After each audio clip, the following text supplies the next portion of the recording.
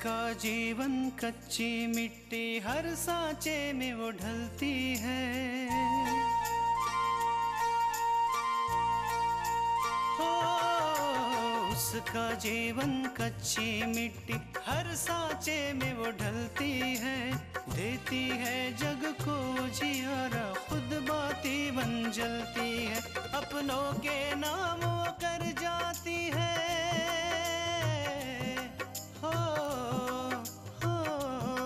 अपनों के नाम वो कर जाती है। सारा जीवन अपना बन के बेटी भाभी माँ वो सच कर दे हर सपना। सुकन्या सुकन्या सुकन्या हमारी बेटियाँ। मैंने आज रास्ते में कमला को देखा था।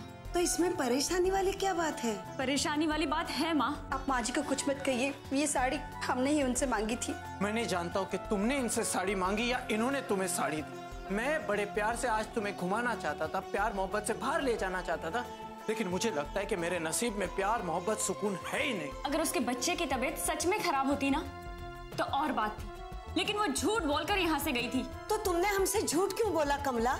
क्यों अपनी बच्ची को इस तरह सड़क पर फेंक दिया था अनाथ की तरह?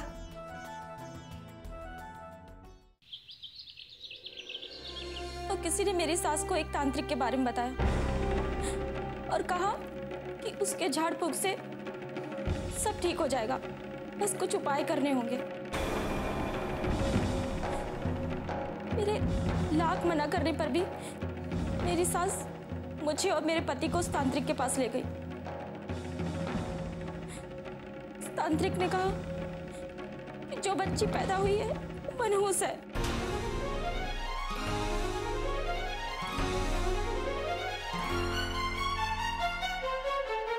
और जब तक उसका साया उस घर में रहेगा, कारोबार में कभी तरक्की नहीं होगी।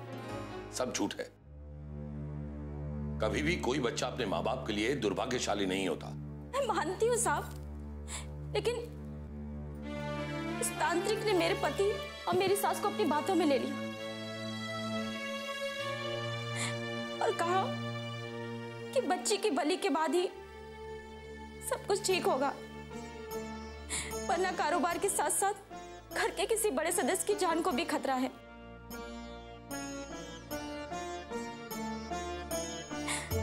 और वो लोग तांत्रिक की बातों में आ गए। मेरी भूल से बच्चे की बलि के लिए तैयार हो गए।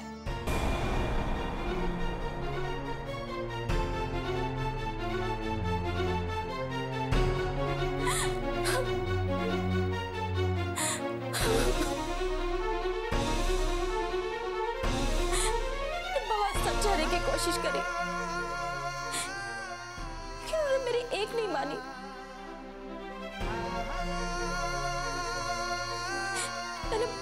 मैंने बहुत समझाया कि इसमें मेरी बच्ची का कोई दोष नहीं है।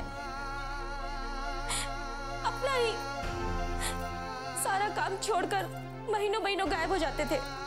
सारा बिजनेस नौकरों के सहारे छोड़ देते थे। अब नौकर तो नुकसान कराएंगे ही ना।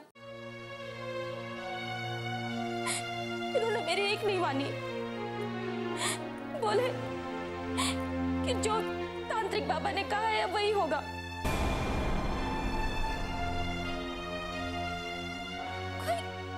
रास्ता ही नहीं समझ में आ रहा था कि मैं क्या करूं, कहां जाऊं, किससे मदद मांगूं।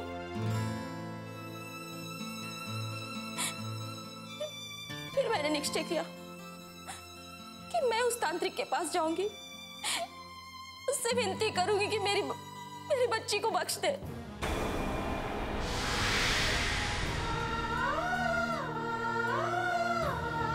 फिर मैंने तांत्रिक से मिलने का निश्चय किया और के आश्रम पहुंच गई। ओम ऐं ह्रीं क्लीं चामुंडाय विच्चे नमः। फट् स्वाहा। ओम ऐं ह्रीं क्लीं चामुंडाय विच्चे नमः। फट् स्वाहा। ओम काल भैरवाय नमः फट स्वाहा। ओम काल भैरवाय नमः फट स्वाहा।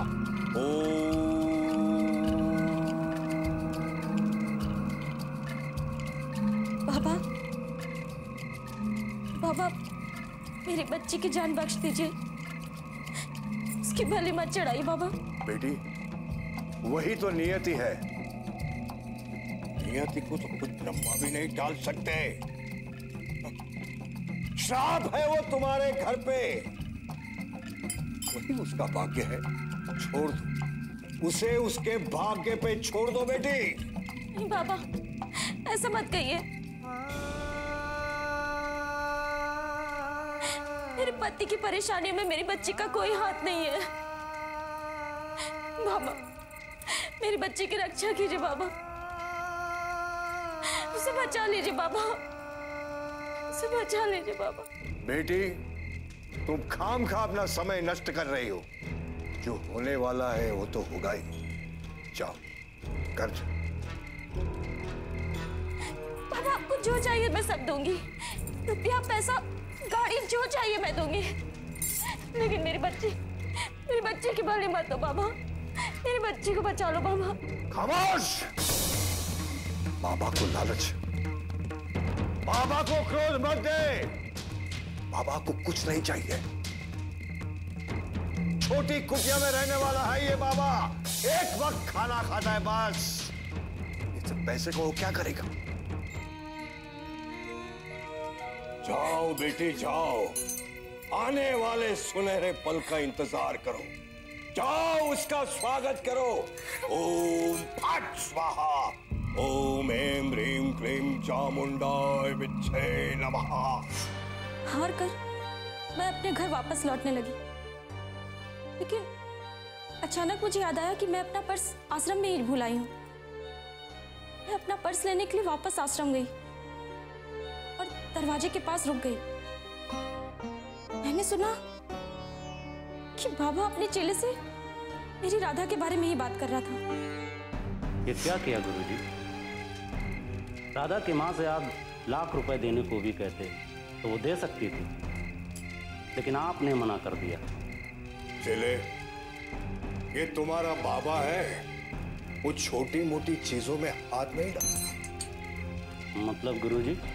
मतलब ये है कि बच्ची की बलि देने की बात की गई है, लेकिन बलि दी नहीं जाएगी। मैंने एक विदेशी दंपति से बात कर ली, वो बच्ची को खरीद लेंगे, उसके बदले में मुझे 10 लाख रुपया देंगे।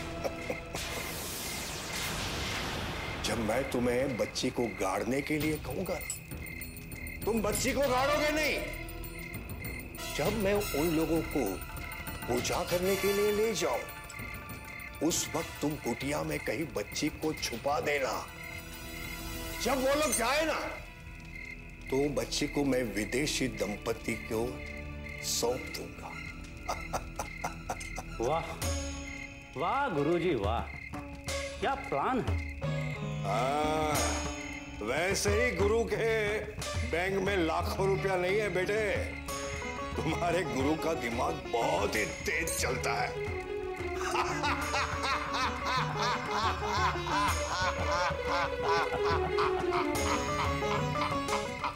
सुकन्या हमारी बेटियां,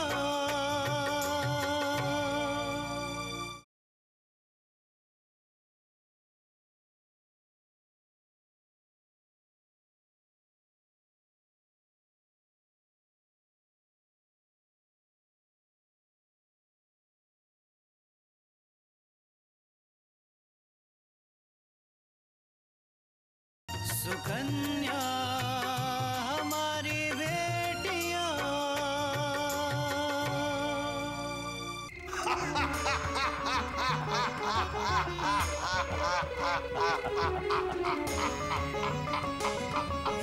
मैंने निश्चित कर लिया था कि मुझे क्या करना है। जब बाबा हमें बलि के लिए अपने आश्रम ले गया, तो मैंने अपनी तबीयत खराब होने का बहाना किया। मेरे पति ने कहा कि घर चली जाओ। उस बाबा के चेले की कुटिया देख ली थी।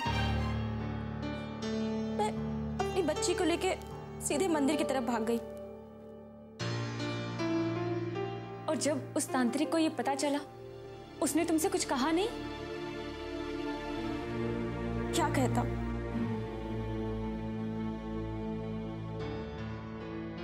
वो तो खुद अपने जाल में फंस गया था। कैसे कहता कि बच्ची जिंदा है और गायब हो गई है?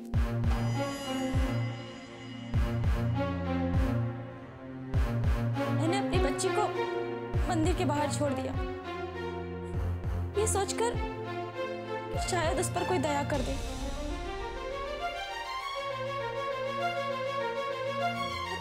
इसके बाद मेरी राधा को आप लोग मिल गए। इसलिए तुम राधा की देखभाल करने हमारे यहाँ काम वाली बनकर आ गई है ना? जी, क्या करती, माँ का मोह छूट ही नहीं रहा था।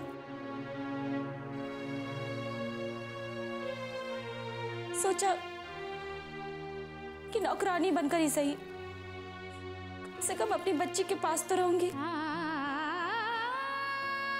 फिर मौका देखकर आप लोग को सब सच सच बता दूंगी।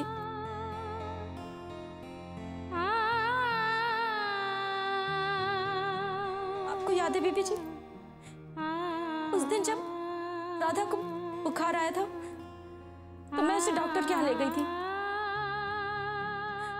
और आने में मुझे थोड़ी देर हो गई थी। हाँ, और उस दिन मैंने तुम्हें बहुत डांटा था ना? जी,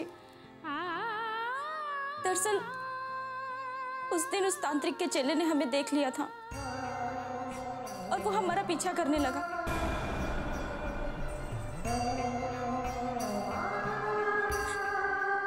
किसी तरह मैं अपनी राधा को बचते बचाते वापस लेकर आई। इसीलिए तुम इतना परेशान रहती थी, है ना? उस दिन तो बच गई थी। फिर मैंने सोचा क्यों ना उस तांत्रिक से फिर एक बार बात की जाए और अपनी बच्ची की जान बचाने की एक बार और गुहार की जाए। बाबा, आप ही कोई रास्ता निकालिए। अब तुम्हारे पास कोई रास्ता नहीं है। बिना विश्वास से बाबा कोई काम नहीं करता। तुमने तुम्हारे हाथ से तुम्हारे वापस जाने के सारे रास्ते बंद कर दिए हैं। तुम्हें पैसे चाहिए ना? ठीक है, मैं तुम्हें वो सारे पैसे देती हूँ जो तुम्हें मेरी बच्ची के बदले मिलने वाले थे। ठीक है, तुम मुझे 15 लाख दे दो, मैं बच्ची को भूल जाऊंगा। इतने सारे पैसों का इंतजाम कहाँ से होगा? पता नहीं। मैंने सोचा कि इन 3 दिनों में कुछ ना कुछ हल निकाल लूंगी और अपनी राधा को यहाँ से सही सलामत निकालकर कहीं दूर ले जाऊंगी।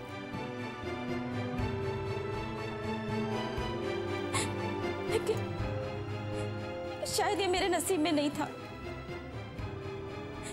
वो बाबा का चेला वो यहाँ तक आ पहुंचा। यहाँ? कब? और तुमने हमें बताया क्यों नहीं? तो मैं डर गई थी। आपको याद है बीवी जी, उस दिन घर में वो बाबा भिक्षा लेने आया था।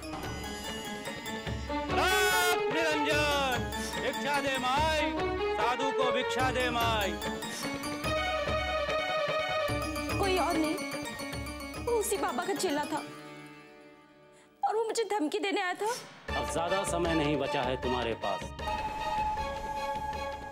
पैसे का इंतजाम करो वरना बच्ची गुरुजी के हवाले करो। अगर तुम्हें याद दिलाने के लिए मैं यहाँ आ सकता हूँ, बच्ची लेने के लिए मैं कहीं भी जा सकता हूँ। इन 3 दिनों में क्या तो मैं उसे पैसे दे दूं या अपनी राधा?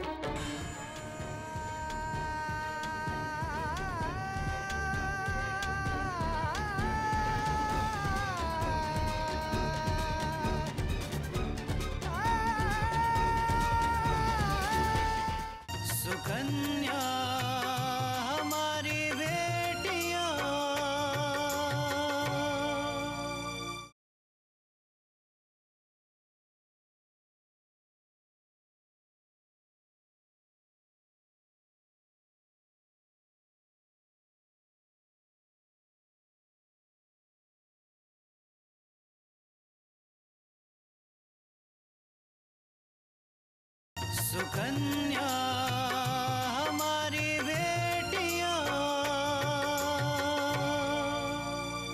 इन 3 दिनों में क्या तो मैं उसे पैसे दे दूं या अपनी राधा?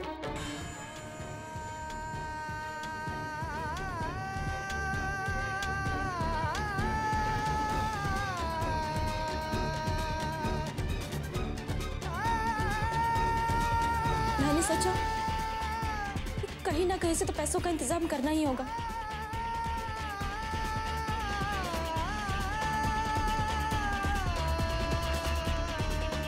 बस इसी के लिए मैं अपनी सहेली के पास जा रही थी जब आकांक्षा जी ने मुझे देखा।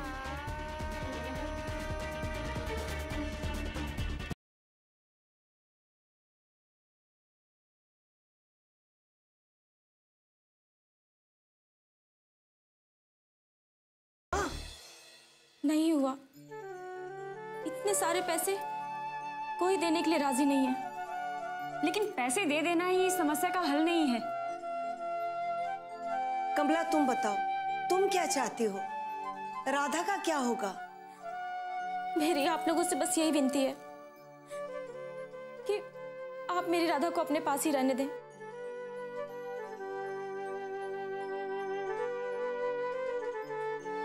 मैं आपसे वादा करती हूँ कि मैं अपने पति के घर लौट जाऊंगी और उससे मुड़कर कभी मिलने नहीं आऊंगी।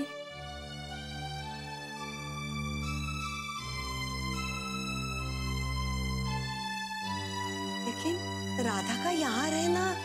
आप बिल्कुल परेशान मत होइए। मैं उसकी देखभाल के लिए किसी ना किसी को यहाँ छोड़ दूंगी और सारा खर्चा भी मैं उठाऊंगी।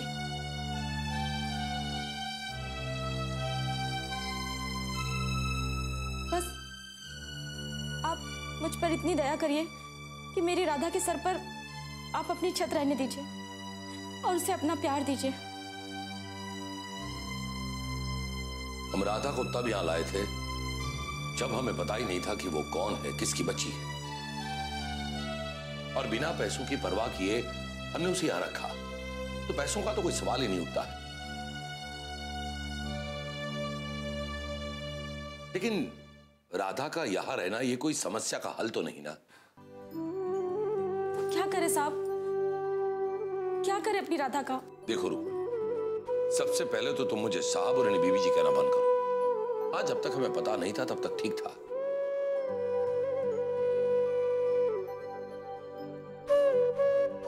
और दूसरी बात, राधा को अपना हक मिलना ही चाहिए।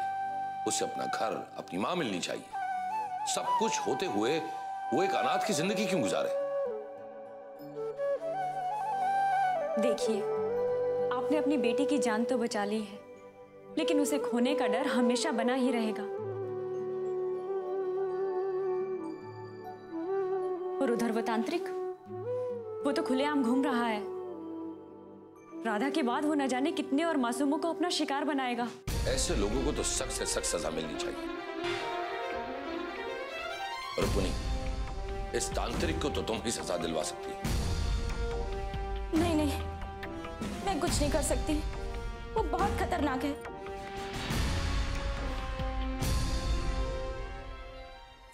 वो कुछ भी कर सकता है। मेरी बच्ची की जान भी ले सकता है।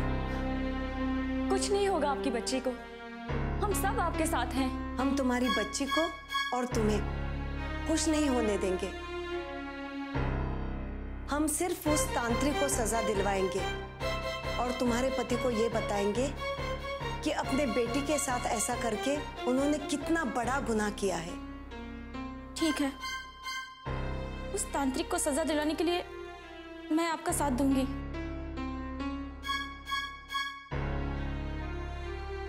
सुकन्या हमारी बेटियां।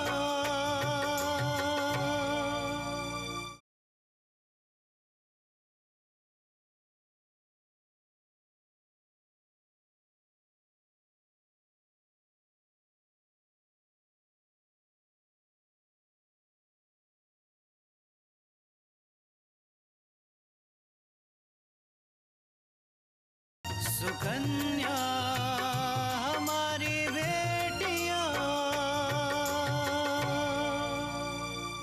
तांत्रिक को सजा दिलाने के लिए मैं आपका साथ दूंगी। सच ही है, मेरी बच्ची तो बच गई, कि न जाने और कितनी ऐसी बच्चियां उस तांत्रिक की शिकार बनेंगी। अच्छा एक बात बताइए, अब विश्वनाथ जी का काम कैसा चल रहा है? बहुत अच्छा चल रहा है। उन्हें तो आज तक का सबसे बड़ा ऑर्डर मिला है। उन्हें ऐसा लगता है कि ये बच्चे की बलि के बाद हुआ है, लेकिन उन्हें तो मालूम ही नहीं कि हमारी बच्ची जिंदा है। ठीक है, आप मुझे सोचने का समय दीजिए, मैं आपको बताती हूँ कि क्या करना है। तब तक आपकी बच्ची को यही रहने दो और तुम उसे रोज मिलने आ जाया करो। और वो भी काम वाली बनकर नहीं, रुक्मणी बनकर, राधा की मां बनकर।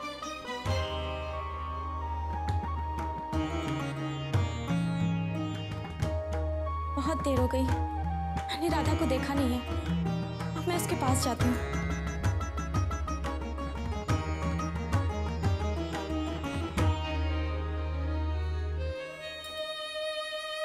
हे भगवान, कैसा जमाना है, पैसों के लिए अपने बच्चों को भी कुर्बान करने के लिए तैयार है। ऐसे पैसों की क्या कीमत जो अपनों को खोकर मिले।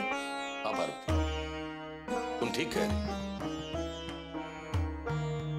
लेकिन एक बात तो तय है कि जब तक रुक्मिणी के पति जैसे इंसान इस समाज में है, तब तक हमारा ऐसे बगुला भगतों से छुटकारा नहीं हो सकता। लेकिन फिर भी हमें हाथ पर हाथ धरकर बैठना नहीं चाहिए। आकांक्षा, ऐसे तांत्रिकों को सबक सिखाने के लिए हमें कुछ न कुछ तो करना ही होगा, वरना धीरे धीरे समाज में अंधविश्वास बढ़ता ही जाएगा। उस तांत्रिक को तो ऐसी सजा मिलेगी पापा कि दूसरे लोग ऐसा करने से पहले 1000 बार सोचेंगे।